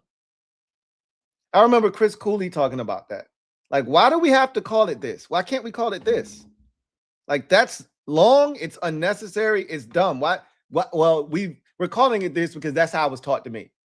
Well, you can change it. It doesn't have to stay that. It can be something totally different. You can make all of those 8 words diamond. Those 8 words that you just said can all be one word now. And it would simplify everything. And that's basically what David Blough's like. Just because that's what it was called all these years doesn't mean that's what it's got to be called in this offense. He talked about Jaden's ownership of the offense. He said, the consistency with Jaden hasn't changed. Jaden's there early. Jaden's there late. He said that the beauty of Jaden is Jaden's doing this shit on his own. He's like, I give Jaden some things to consider, some things to take home. He's like, but Jaden's going out and watching Minnesota offense by himself. Jaden's going out and watching Detroit offense and Chicago offense by himself. I'm not giving him that homework. He's like, Jaden's calling me. He's texting me about stuff that I didn't give him. And we're having these deep conversations about concepts and this and that. And he said, Jaden's taking ownership of this offense. We've heard this. Jalen Lane said, it's like he created the offense, bro. Traylon Burke said, he know this front and back already. Like this, So to hear the offensive coordinator who birthed this offense be like, no, Jaden's taking ownership of this shit. How can you not be enthusiastic about this pairing between Jaden Daniels and David Blough? David Bliggity Blough! How can you not be? He talked about the running back room. And he was very complimentary of Rachaad White. I'm just saying, hey, look, I'm not reading too much into it, but he was very complimentary of Rachaad White. Talked about, Fat Man and, and again, kind of similar to what he said with the receiver room, having different guys who can do different things. And he even brought up Jerome Ford, you know what I'm saying? So he talked about how his relationship with Jaden has changed. And he said, obviously they had a tight-knit relationship when he was in the quarterback's room. Year 1, he was the assistant quarterback's coach. Year 2, he started out the assistant, and then, probably 2/3 into the year, the quarterbacks coach, I don't know why his name is escaping me right now, Tavita Pritchard, left to be the head coach of Stanford, right? So Blough had to assume the new quarterbacks coach role, 2/3 of the way through the season. And then obviously now he's been promoted from there to, so it's been a really fast, rapid ascension up the ranks for David Blough. 8 months ago, he was the assistant quarterbacks coach. Now, you bring it full circle and he's the offensive coordinator. He talked about now that he's the OC, he and Jaden's relationship is way more intimate. They spend a lot more time together, which I thought was fascinating because I assumed when you're in the quarterback room with a guy every single day, you're probably spending way more time with them on a one-on-one basis than now. But he's like, no. I'm putting this offense together, and Jaden's my right. Like, I won't say he's right-hand man because David Blough identified who his right-hand man is. It ain't Jaden, but they're in lockstep. And he's like, we are in constant communication when it comes to this offense. So he's like, we've gotten tighter and we spend even more time together, him and Jaden. He then talked about what I didn't realize this, and I actually forgot this, if we're being honest. I forgot that Coach Rye had been promoted from tight ends coach to offensive pass game coordinator. I forgot. I ain't gonna hold you. Totally forgot that he wasn't the tight end coach anymore, and that they got the tight end coach from Arizona brought in here to be our new tight ends coach. I'd totally forgotten that. So much happened in that time frame, and that was one of the things that kind of slipped on. I remember that was at the time when I was in the moving process. I had a lot going on, and I was doing videos from the couch in my office, and everything was just crazy at that time. And I totally forgot. I blanked on that one. I did videos on it, and I remember it. I just forgot.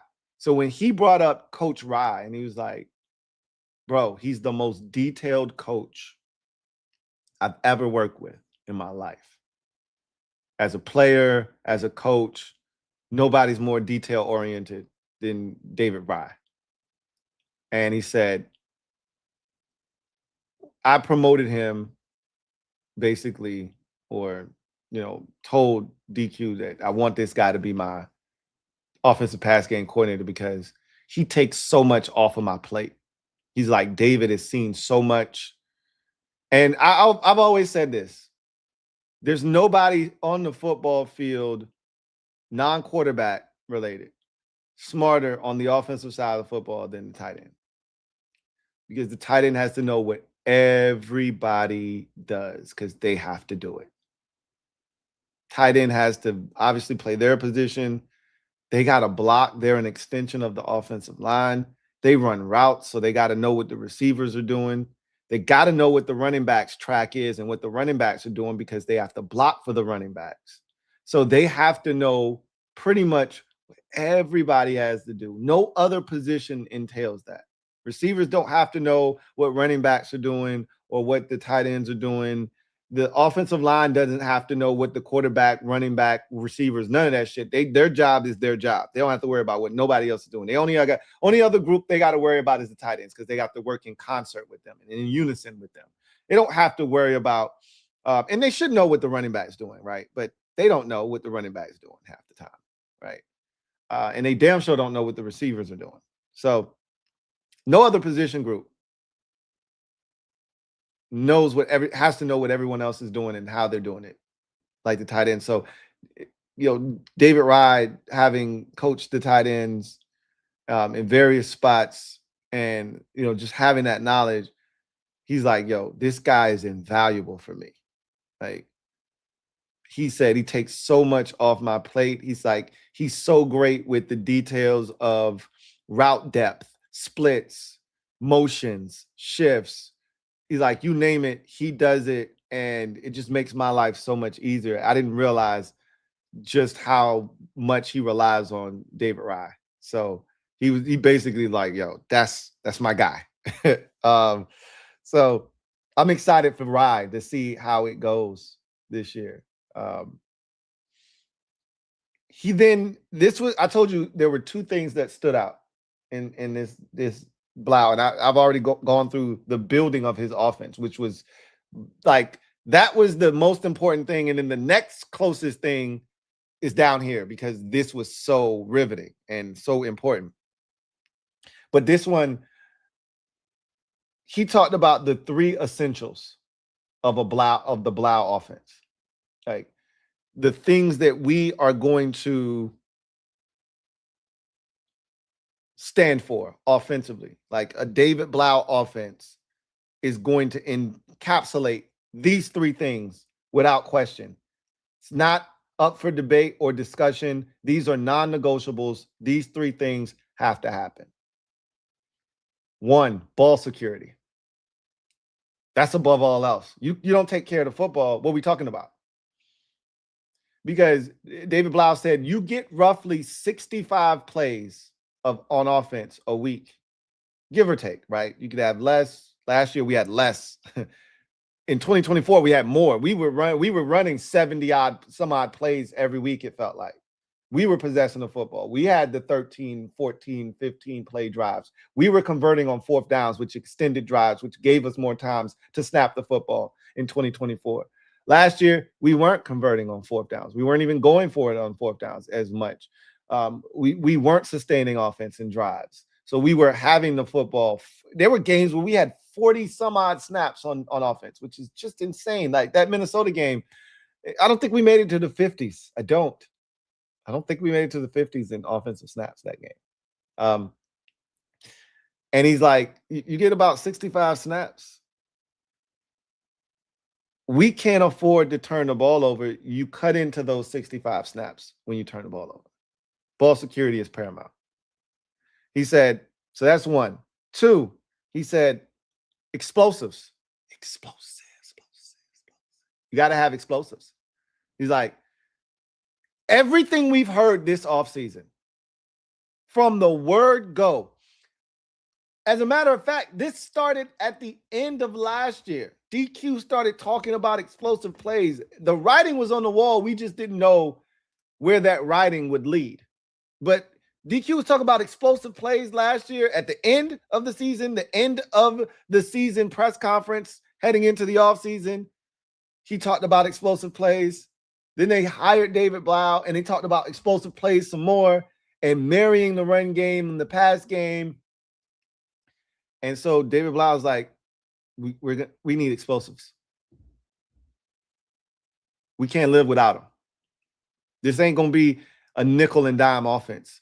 We will have our, times where we are looking to nickel and dime, but when we have to take what the defense is giving us. But ultimately, we're trying to create explosive plays that eat up chunks of yardage at a time, so that we're not stressing our offense by having to convert multiple third downs, even, fourth downs on possessions, which you're going to have to do anyway.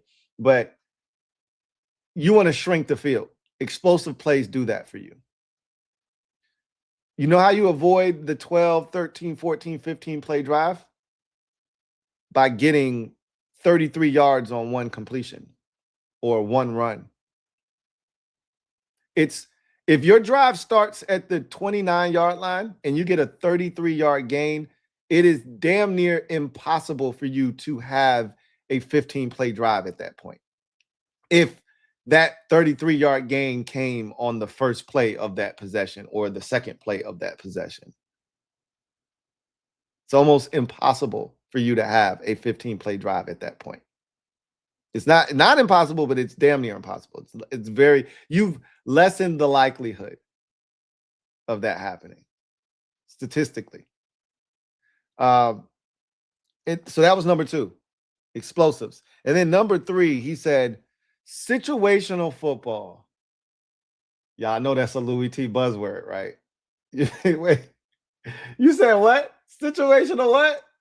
Hallelujah, hallelujah, hallelujah, hallelujah, hallelujah.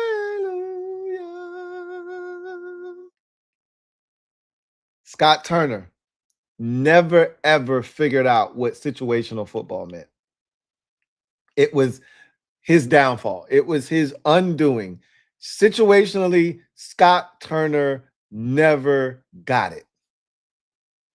We were never good in the red zone. We weren't good in 2 minute. We weren't good on fourth downs. Our 2-point conversion sucked.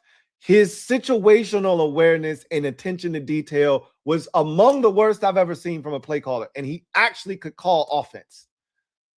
But when it mattered most, when the money was on the table, when the money was on the floor, and you gave him the dice, he would look at the dice like, what am I supposed to do with these? Hey, the money's on the floor, bro. Money's on the table. What you mean? What you supposed to do with these? He had no clue. David Blough's like, no. We got to score at the end of the first half. We got to score at the end of the game. We got to convert on third downs. We got to convert on fourth downs. Situationally, we got to be locked in.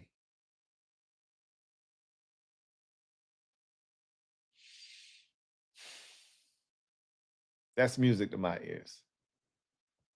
Because that's all I've ever wanted, is for an offensive coordinator to just get it.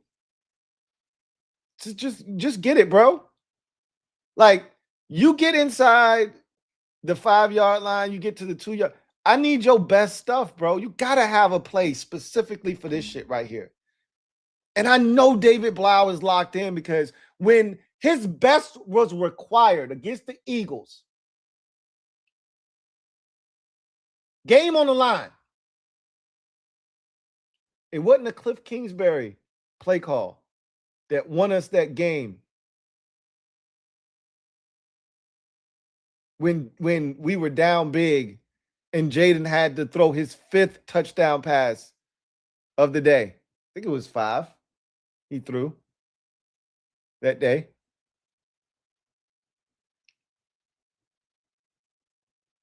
Preposterous! That Jamison Crowder post in the back of the end zone, that was David Blough. He was prepared for the moment. Situationally, we got to have it. What's your best play call? What's going to beat this Eagles defense? You know what they're going to be in. Ain't no secret. We know what Vic Fangio running. You get in that cover 4 shell. You know what it is. How do we beat it? When we got to have it and we always need it, how do we beat it? I got to play. Run it. Touchdown. Game, set, match. God bless and good night. Everybody drive home safe. Crowder back at the end zone. Jada said we practiced that. We knew we were going to get the look, and we knew he was going to be open. All I had to do was just let it go. Blough had him ready. That's my coordinator, bro. That's our coordinator. We got us one of them ones, man. I can't wait to see what this looks like. Those are the 3 essentials: ball security, explosives, situational football. How sweet it is. How sweet it is. He then talked about the offensive line. He got excited when he started talking about the offensive line. He said at one point, an offensive lineman had brought him a wing tee playbook from 2003 of run plays from the wing tee. He's like, yeah, we're not doing that, but hey, I appreciate it. You actually saw him smile and laugh, right? Blough ain't doing a whole hell of a lot of that. But he actually did get a chuckle out of that. He talked about the offensive line and the depth and the competition up front. He feels like it's a strong group, but there's actual competitions that are taking place that he wants to see how, they end. And he thinks that this offensive line has a chance to be really good. which I think most of us do as well. And then he talked about making things look the same and making, you know, we've heard this from Terry at least 15 times because Terry's so excited about this, but making different things look the same and things that are the same look different. And he basically explained that concept and what that entails and why it's important. And again, that's the Sean McVay school of offense, right? Running the same concept out of different formations, same thing you're trying to get to, is just doing it in a different way so the defense doesn't actually know what you're doing, right? So that was David Blough's presser, and man, is he impressive or what? This construction of his offense, the building of this offense, it's fascinating stuff. And you can see, like, he gave you a peek into the window of his mind during his press conference. And he talked about his various travels and how this is truly going to be a smorgasbord offense, meaning I'm taking a little bit of what I saw in Minnesota. I'm taking, you know, a nice bit of what I saw in Detroit when I was a player there. He said, I learned a hell of a lot from Cliff. So you're going to see elements of that here in this offense. And then I'm putting in some of my own little spices, right? I'm going to doctor this shit up, put my own spin on it. And what I'm going to spit out as an offense is going to be the Commanders' 2026 offense. It ain't going to be nobody else's shit. It's going to be mine. It's going to be our offense in 2026. He said that 3 times. The Washington Commanders 2026 offense, which means the 2026 shit might not look like the 2027 shit. That was last year's shit. Because Cliff kept telling us, oh, we building. We ain't see nothing different, though. We didn't see the building blocks. We didn't see them build off of 2024 success, and now we getting some shit off of that in 2025. We really didn't see that. We had moments, the fake wide receiver screen touchdown to Luke McCaffrey against Chicago. That was like building off of last year, you know, fake the screen, go up top. But we didn't see enough of that. So really excited. Blough's presser, this offense, man, I can't wait. Bart Scott, can't wait. Let's get to a word from our sponsor, Prize Picks. Then we'll come back on the other side and we will dive into the comment section, and then we will get out of here. So let's do it. Shout out to Prize Picks for sponsoring this stream. If you're not a Prize Picks family member, you're in luck. Link is in the description of this video. Click that link. It'll take you to where you can download the app. It's available in states like California, Florida, and Texas. As a first-time user, you will have the ability to use the promo code HMA, that's HMA, as you see on the screen, which will unlock an opportunity for you to play $5 and get $50 instantly in lineup bonuses when you use the promo code HMA. So last night, I already explained this. If you didn't watch my NBA recap of game 1 of the NBA Finals, that's cool because that's not for everybody. That's a niche thing.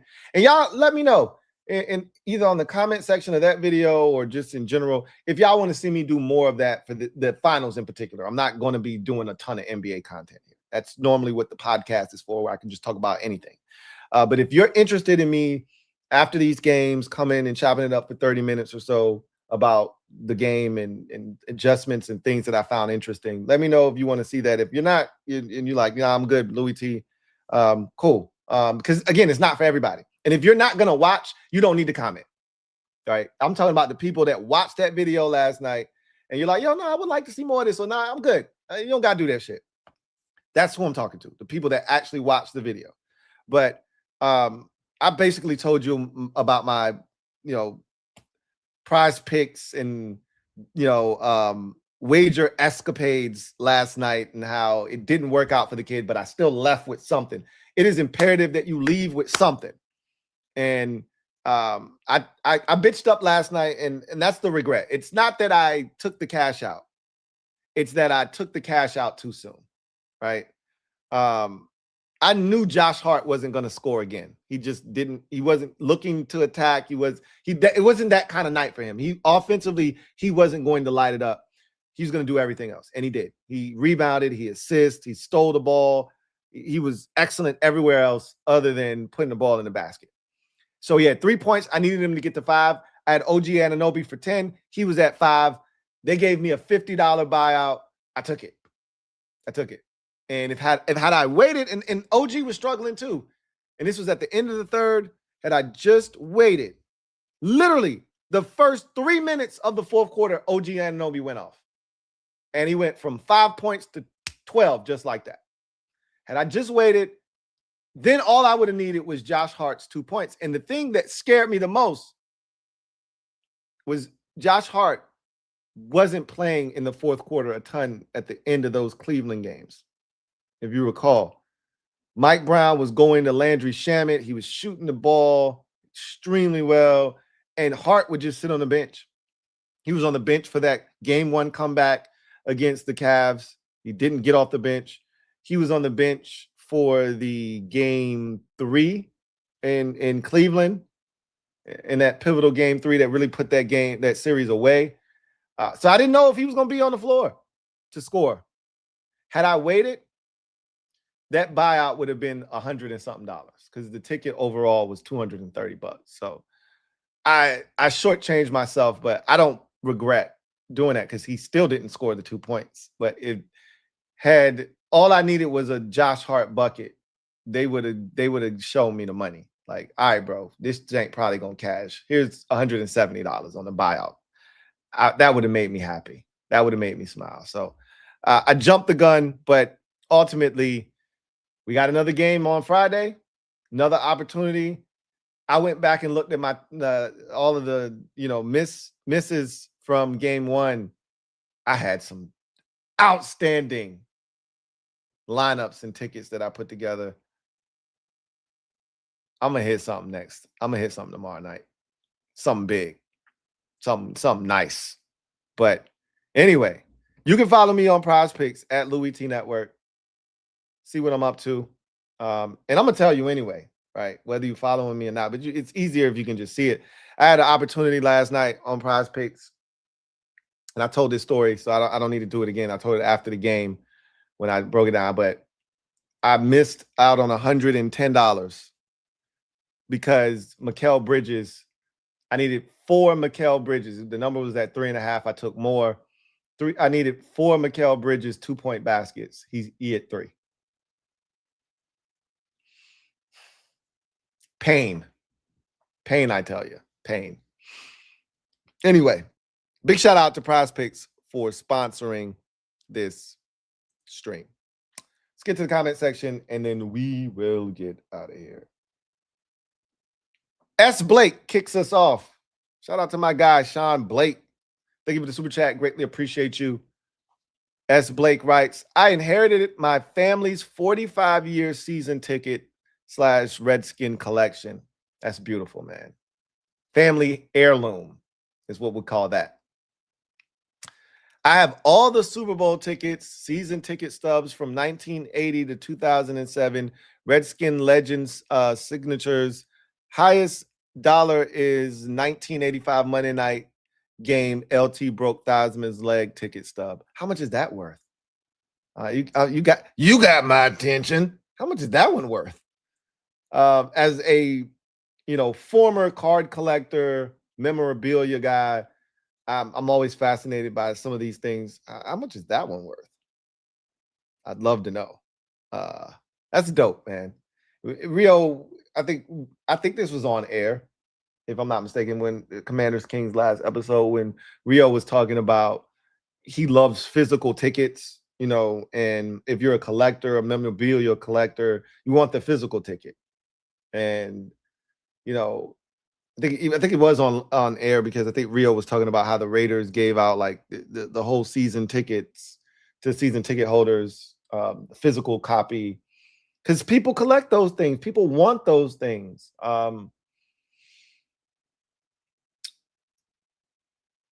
It would be pretty dope if the Commanders did something like that when the new stadium opens. But you know, we'll see. We'll see. But I am intrigued. What's that number for that 1985 Monday night game? Wrath of God. Thank you for the super chat. Greatly appreciate you. Thank you for being a member of the MOBB. My guy, Wrath of God, writes, getting ready for work, 7:23 a.m. here. Just wanted to let you know how much I appreciate you and what you do. Did you get the pics of our high school football team? I did. Not sure if I responded to that particular email. I thought I did because is that the one with your nephew? Yeah, that I responded to that one.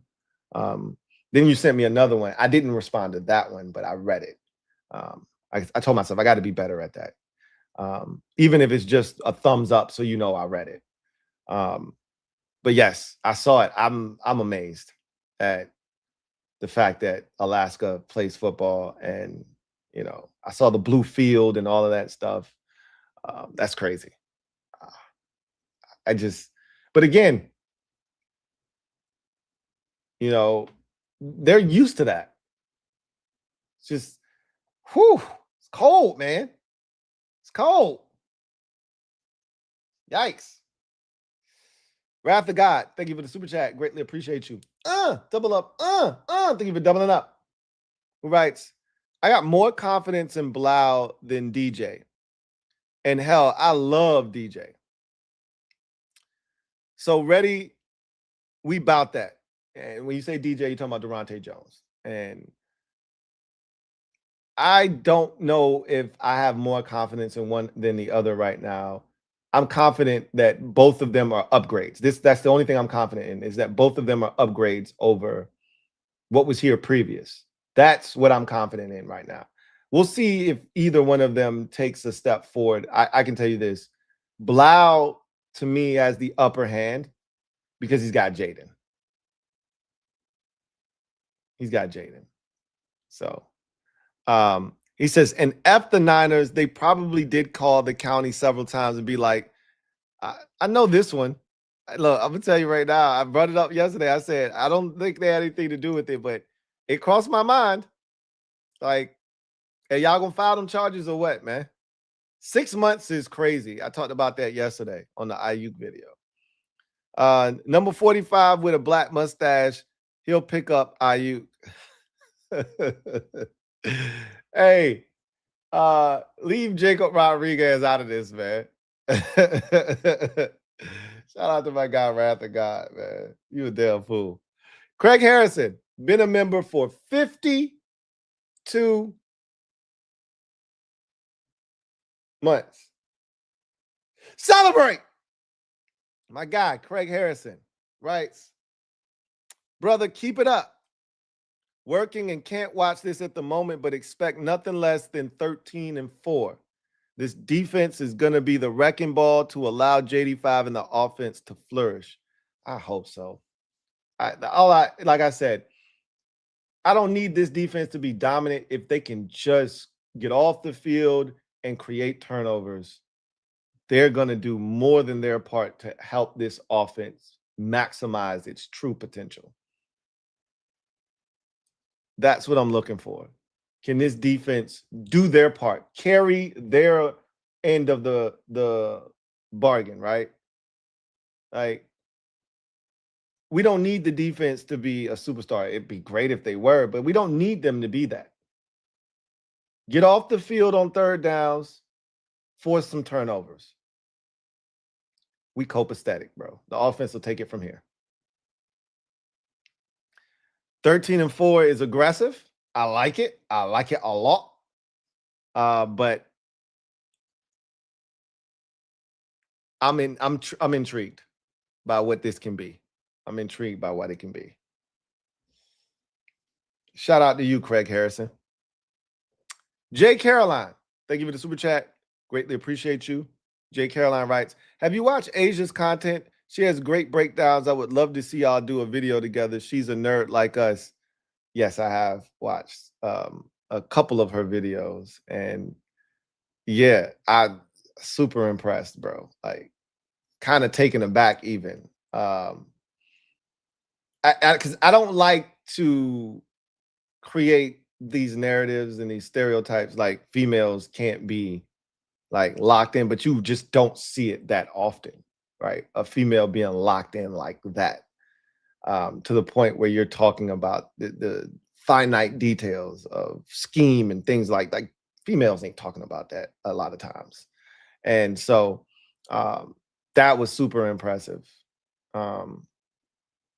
Yeah. I may have to reach out eventually at some point. I'm bad about doing that too. Like, but eventually I may have to do that because she definitely is talented. If y'all haven't checked out her channel, go check out Asia's channel. We got to support all of the female content creators in our space. They're starting to pop out. It feels like every week somebody else pops out as a female content creator doing content for the Commanders, and I love it. Go support them, watch their channels, and continue to grow this community, man, because we about to blow up. Our community as a whole, we about to have something to cheer for and be proud of. We about to do something really big. Not necessarily this season. I'm just talking about in general. Like, Super Bowl is coming, bro. May not be this year, may not be next year, but eventually we win in the Super Bowl. And I believe it's going to be multiple. But before I can talk crazy, we got to win one first. Let's get there first. Then we got to win one. Then we can talk about multiple, because Jaden Daniels has the type of talent that suggests he could go to multiple. But just because you have talent doesn't mean you're entitled to winning any goddamn thing in this league. As we know, Dan Marino never won. Elway, for the longest, didn't win. As talented as Aaron Rodgers is and was and has been, only one Super Bowl for him. Drew Brees, only one Super Bowl for him. And so you're not guaranteed anything just because you're super talented. Phillip Rivers never even went to a Super Bowl. So we got to find a way to maximize Jaden Daniels' career. And I think it's going to happen, though. I think it's going to happen. This group of coaches feels like the right group. If we're going to do it like early on, this feels like the group to do it right here. But want to see what the results are first. Thank you for that super chat, Jay Caroline. And that is going to do it for me, your man, Louie T, here on this installment of the Command Post Live. You know what it is. Post up, take command. I look forward to chopping it up with you guys later on this evening. Candy's going to stop by. It's not Wednesday. NBA Finals block that. But she's going to stop by, and we're going to turn Thursday into Wednesday as a Seawall Wednesday. So looking forward to chopping it up with Candy Waller, get her thoughts on week 2 of phase 3 of OTAs. What did she see when she was out there on Tuesday? And, or was it Monday? I think it was Monday that the media was out there. What did she see? What are her biggest takeaways? And so much more. So I'll be chopping it up with Candy later on this evening. Hopefully you'll be able to pull up and chop it up with us. But until then, I'm your man, Louie T, signing off. You guys have a good one. Peace.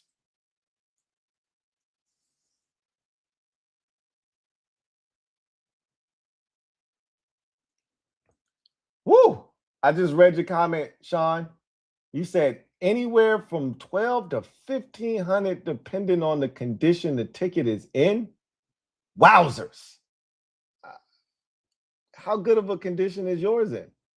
Just curious. Like, if we were grading it, right? Like, is it a 10, which would mean it's in the most pristine condition the ticket can possibly be in? Is it like a 7, which is it's pretty solid, right? Pretty solid. Or is it like a 4? It's pretty beat up, but still worth something. Let me know.